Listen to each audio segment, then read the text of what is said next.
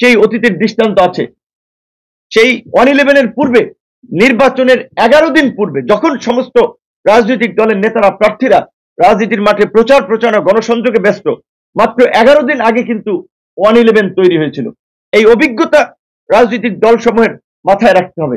এই মুহূর্তে যদি নির্বাচনের আগে কোনো অস্বাভাবিক পরিস্থিতি তৈরি হয়, যেটা আমরা দেখতে পেয়েছি, এই গণহত্যা এবং মানবতা বিরোধী অপরাধের দায়ে অভিযুক্ত প্রধান কালপ্রিট, প্রধান খলনায়ক, ভিলেন শেখ হাসিনার এবং তার দোসরদের রায়কে ঘিরে এই 13 তারিখ তথাকথিত লকডাউন এবং তার পূর্বে রাতে জনমনে আতঙ্ক তৈরি করার জন্য ঢাকার স্কুলের সামনে ককটেল নিক্ষেপ, যাত্রীবাহী বাসে আগুন এবং ঢাকার বাইরে বিভিন্ন জায়গায় নাশকতা করা, যেই নাশকতা এবং অগ্নিসংযোগ এই সাইকোপ্যাথ শেখ হাসিনা এবং তার দোসরেরা গত 16 বছর করেছিল বিরোধী দলের শান্তিপূর্ণ এবং গণতান্ত্রিক আন্দোলনকে বিতর্কিত করার জন্য, বিশ্ববাসীর সামনে নেতিবাচকভাবে তুলে ধরার জন্য।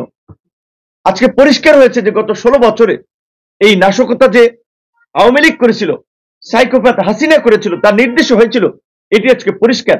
আজকে আপনার মানুষকে হত্যা করে তার লাশের টুকরো হাইকোর্টের সামনে ফেলা হচ্ছে বিচারকদেরকে ভয় দেখানোর জন্য, আতঙ্কিত করার জন্য।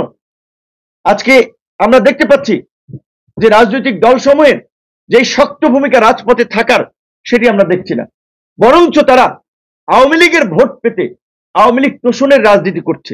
এই আওয়ামী লীগ তোষণের রাজনীতি আমাদের সামনে ভয়ঙ্কর বিপদ ডেকে নিয়ে আসবে।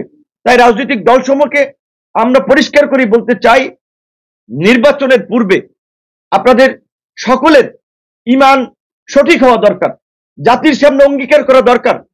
আওয়ামী লীগ এবং তার দোসর জাতীয় পার্টি সহ এই ফ্যাসিবাদের সহযোগীদের প্রশ্নে আপনাদের অবস্থান জাতির সামনে পরিষ্কার করতে হবে যে আওয়ামী লীগ এবং তার দোসরদের প্রশ্নে রাজনীতিতে আমরা বিন্দুমাত্র ছাড় দিব না।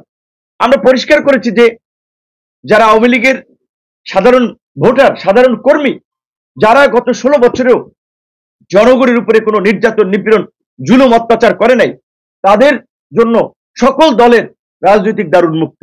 তারা রাজনীতি করবে, তারা এই দেশের নাগরিক। কিন্তু যারা গত 16 বছরে হত্যা, লুটপাট, গুম, খুন এবং জনগণের উপরে নির্যাতন, নিপীড়ন চালিয়েছে, তাদের কোনো ক্ষমা নাই।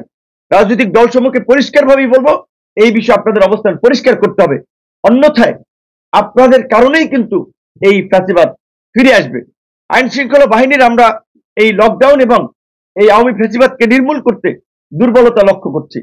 আপনারা দেখেছেন গতকালকে ফরিদপুরের মহাসড়কে আপনার শিশুদের হাতেও দেশীয় অস্ত্র তুলে দেওয়া হয়েছে। তারা রাস্তা অবরোধ করে শেখ হাসিনার নামে স্লোগান দিচ্ছে, গোপালগঞ্জে স্লোগান দিচ্ছে, এমনকি অস্ত্র হাতেও অনেকে মিছিল মিটিং করছে। আইন শৃঙ্খলা বাহিনীর নাকের ডগায় কিভাবে এটি সম্ভব হচ্ছে? ওই ফরিদপুরে যখন ওই রাস্তাঘাট অবরোধ করেছে, এই জুলাই গণ অভ্যুত্থানে একটি শান্তিপূর্ণ ছাত্র আন্দোলনে হেলিকপ্টার থেকে গুলি চালানো হয়েছিল। আজকে আমাদের আইন শৃঙ্খলা বাহিনী কি করেছে? গুলি না চালিয়ে হেলিকপ্টার থেকে তো দু একটা টিয়ার শেল ছাড়া যেত, তাদেরকে ছত্রভঙ্গ করা যেত। বরঞ্চ আমরা দেখেছি সেখানে কিন্তু প্রশাসন তাদের কাছে কিছুটা অসহায়ত্ব প্রকাশ করেছে। এই অবস্থা যদি চলতে থাকে, এই ঘটনার যদি আরো পুনরাবৃত্তি ঘটে, তাহলে জাতীয় নির্বাচন বাধাগ্রস্ত হবে। তাই আমি আইন শৃঙ্খলা বাহিনীর বিশেষ করে দায়িত্বে যারা আছেন তাদেরকে বলবো, আপনাদের শক্ত ভূমিকা প্রয়োজন। আমার মনে হচ্ছে আমাদের কাছে যে সমস্ত তথ্য আছে, সরকারের গোয়েন্দা সংস্থাগুলো, ডিজিএফআই বলেন,